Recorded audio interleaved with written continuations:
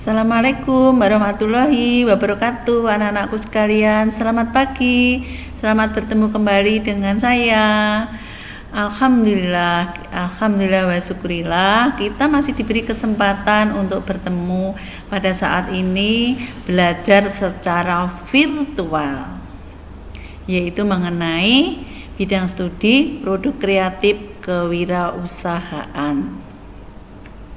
Doa ibu, semoga kalian selalu sehat walafiat, tidak ada satu halangan apapun.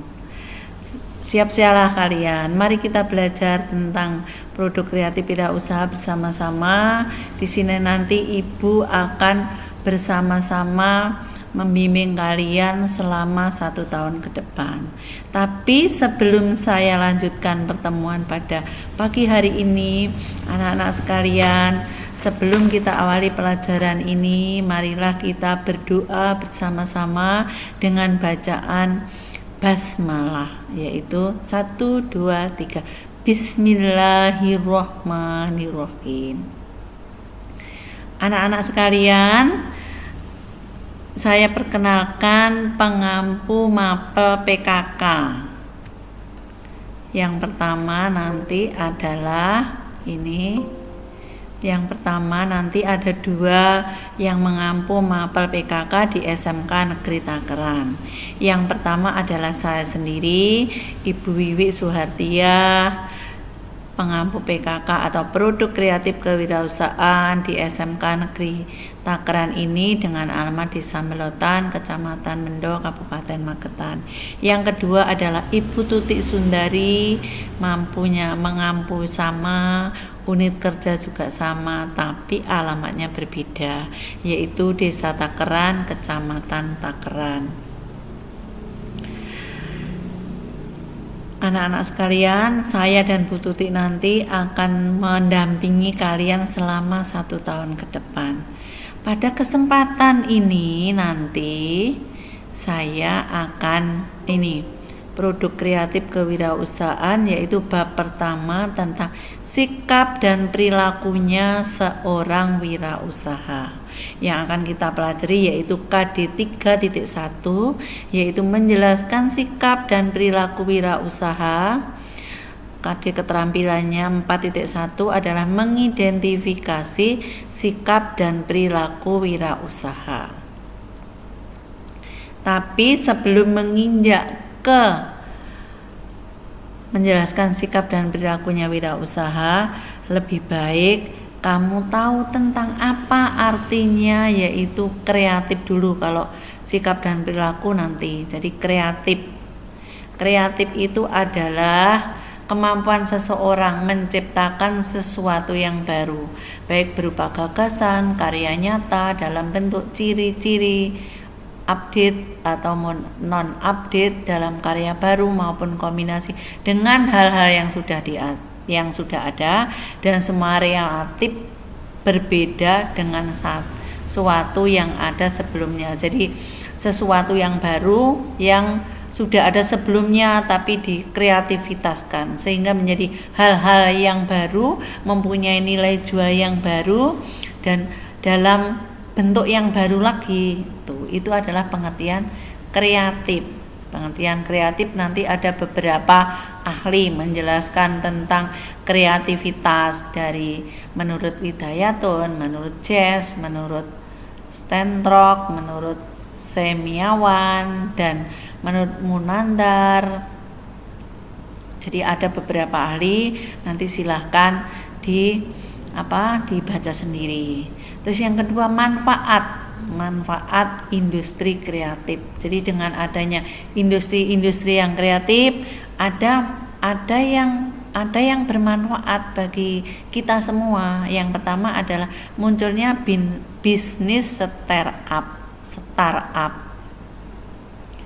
Disebut sebagai bisnis baru yang berjalan. Tetapi saat ini arti bisnis ini sudah tidak didefinisikan dengan masa-masa tersebut. Saat ini arti startup adalah suatu usaha baru berjalan, jadi bisnis yang ada inovasi teknologinya. Jadi bisa memecahkan masalah-masalah yang ada di masyarakat. Contohnya yaitu bisnis ini adalah Gojek, Bukalapak. Jadi yang ada inovasi-inovasi kreativitas yang saat ini lagi tren-trennya, yaitu Gojek. Gojek itu adalah perusahaan yang sudah berkembang sampai seluruh Indonesia, sampai mungkin ke negara lain. Bukalapak, Traveloka. Jadi itu adalah bisnis-bisnis yang karena kreativitasnya seseorang sehingga bisnis ini menjadi sesuatu usaha yang sangat menjanjikan, yang menggulung-gulung tikar usaha-usaha yang sudah ada, misalnya kayak taksi, kayak mall-mall, itu sudah agak tergeser. Yang kedua adalah inovasi baru berkembang cepat, tidak memberi batasan usaha seseorang untuk menjalankan usaha. Jadi dengan adanya kreativitas, orang-orang ini tidak ada batasan untuk berkreasi, berinovasi. Siapa yang cepat, dia pasti akan yang dapat. Di situ dijelaskan bahwa seperti yang dapat dilihat saat ini, untuk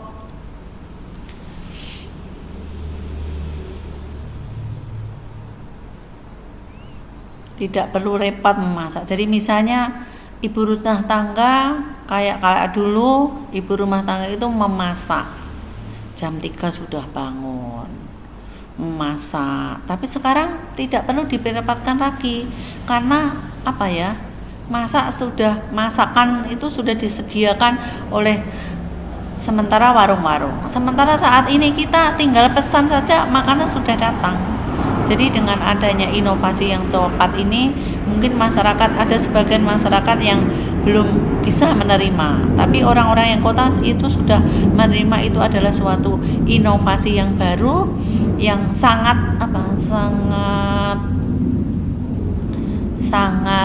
bermanfaat bagi dirinya. Itu adalah ada bisnis semakin kompetensi, manusia semakin kreatif. Jadi manusia dituntut kreatif, meningkatkan kualitas produk. Jadi dengan adanya kreativitas, produk-produk akan lebih berkualitas, bisa membuka lapangan pekerjaan. Nah inilah, dengan adanya industri kreatif, lapangan pekerjaan bertambah. Sehingga dengan adanya jumlah lapangan pekerjaan yang bertambah, sehingga pengangguran bisa dikurangi, sehingga akan bisa membantu beban pemerintah untuk mengurangi pengangguran, maksud ibu seperti itu. Terus adalah kendalanya. Jadi ada beberapa juga yang menjadi kendala ekonomi kreatif.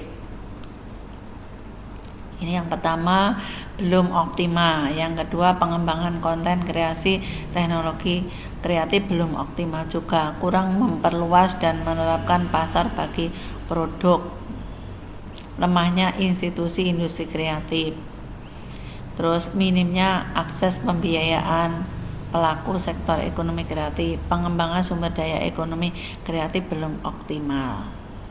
Tujuannya industri kreatif, satu, memberikan kontribusi ekonomi yang signifikan.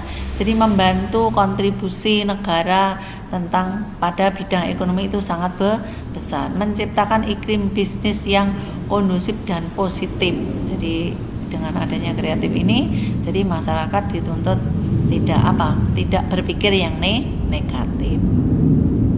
Menciptakan masyarakat yang kreatif dan inovasi, sehingga masyarakat bisa berkreativitas, berinovasi, sehingga tidak akan ketinggalan zaman. Membedakan dampak sosial yang positif, memberikan dampak sosial yang positif, menggali dan mengembangkan potensi gejala yang dimiliki oleh suatu negara, mengurangi tingkat kemiskinan. Ini yang paling utama adalah bisa mengurangi tingkat kemiskinan dan mengurangi jumlah pengangguran, sehingga orang itu kalau tidak menganggur, berarti orang itu ekonominya tercukupi. Kalau ekonominya tercukupi, berarti orang itu hidupnya pasti akan lebih sejahtera, sehingga akan juga bisa mengurangi kriminalitas. Itu adalah pengertian kreatif. Jadi sebelumnya adalah judulnya produk kreatif. Jadi ada kreativitas. Baiklah anak-anak sekalian, marilah kita lanjutkan dengan ini pengertian kewirausahaan. Jadi mungkin kalian masih asing karena di SMP juga belum begitu diperkenalkan. Kewirausahaan atau entrepreneurship awalnya berasal dari Perancis, yaitu interpret yang berarti petualang, pencipta, pengelola usaha. Sedangkan kewirausahaan adalah istilahnya entrepreneurship yang dalam bukunya Kamus Dagang pertama kali diciptakan oleh Safari pada tahun 1723. Wirausaha atau entrepreneurship adalah kemampuan seorang untuk hidup sendiri, berdikari sendiri di dalam menjalankan kegiatan usaha bisnisnya, bebas dan merdeka lahir dan batin, tidak ada penekanan dari atas. Jadi dia bebas melakukan kegiatan apapun. Entrepreneur adalah seseorang yang tidak mudah diam, biasanya suka melakukan inovasi, selalu bekerja, tidak kenal waktu. Itu adalah sosoknya seorang entrepreneur, itu seperti itu. Jadi yang tidak mau diam. Sedangkan yang dimaksud kewirausahaan di sini adalah bentuk usaha untuk menciptakan nilai lewat pengakuan terhadap bisnisnya, manajemen pengambilan usaha. Itu pengertian kewirausahaan. Dalam bentuk yang lain, kewirausahaan didefinisikan sebagai adventurisme atau berpetualang, risk atau bisa mengambil resiko, karena di dalam usaha pasti ada resiko, pencari kegentaran.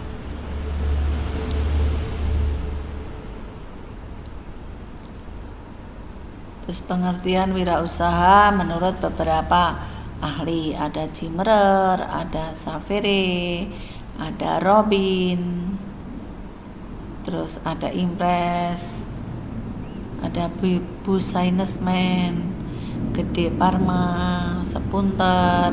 Itu adalah beberapa pengertian wirausaha menurut beberapa ahli.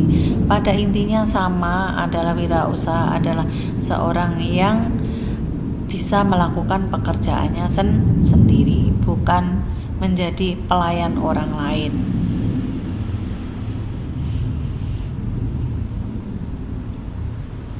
Terus tujuannya kewirausahaan itu adalah bisa menumbuh kembangkan jumlah wirausaha yang berkualitas. Jadi pemerintah itu misalnya kayak SMK diberi pelajaran kewirausahaan, itu tujuannya anak-anak SMK itu bisa tumbuh berkembang nanti setelah lulus menjadi seorang wirausaha yang berkualitas. Yang kedua, meningkatkan kesadaran dan pemahaman kewirausahaan yang tangguh. Jadi anak-anak nanti setelah lulus bisa menjadi seorang wirausaha yang tangguh. Jadi sadar, oh berarti saya harus melakukan seperti ini. Saya tidak usah menunggu lapangan pekerjaan dari pemerintah karena saya sudah dibekali kompetensi-kompetensi yang ada di SMK seperti ini.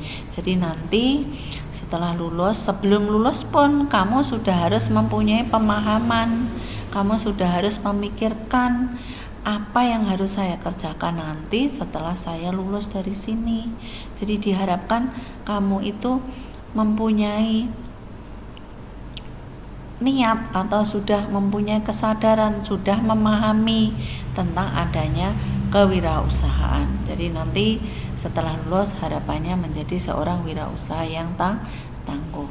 Yang ketiga, tujuannya adalah meningkatkan kesejahteraan dan kemajuan di masyarakat. Jadi dengan kamu nanti tidak menganggur, kamu nanti lulus itu mempunyai pemahaman dan kesadaran untuk membuka usaha, diharapkan hidupmu akan lebih sejahtera.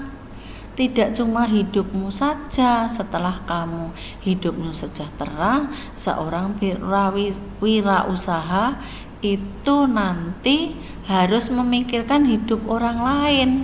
Jadi kalau kita sudah sejahtera, otomatis kita nanti akan mempunyai pemikiran bagaimana tetangga kanan kiri ini juga lebih sejahtera. Jadi misalnya dengan membuka usaha, kamu sukses, kamu mengembangkan usaha, sehingga kamu nanti setelah mengembangkan usaha tidak mungkin kamu akan melakukan sendiri, pasti kamu nanti akan mempekerjakan orang lain. Nah, kalau mempekerjakan orang lain, jangan sekali-kali kamu mempekerjakan orang yang dari jauh, dari luar desa, dari luar kota, tapi pekerjakanlah pekerjaan-pekerjaan usahamu itu untuk tetangga kanan kirimu. Kalau tetangga kanan kirimu semuanya sudah bekerja, kamu baru bisa merekrut yang lebih jauh, sehingga bisa begitu kamu bisa meningkatkan kesejahteraan dan kemajuan di masyarakat sekitar tetangga kita. Itu adalah tujuan kewirausahaan. Jadi inilah harapan pemerintah dengan diadakan pelajaran kewirausahaan, kamu tumbuh sadar sehingga bisa membuka usaha seperti yang Ibu jelaskan di awal. Sampai di sini kira-kira pelajaran pada pagi hari ini, semoga bermanfaat bagi kita semua. Dan nanti silahkan PTT ini dilihat, dibaca, terus dipahami satu per satu. Akhirnya saya akhiri pelajaran pada pagi hari ini. Assalamualaikum warahmatullahi wabarakatuh.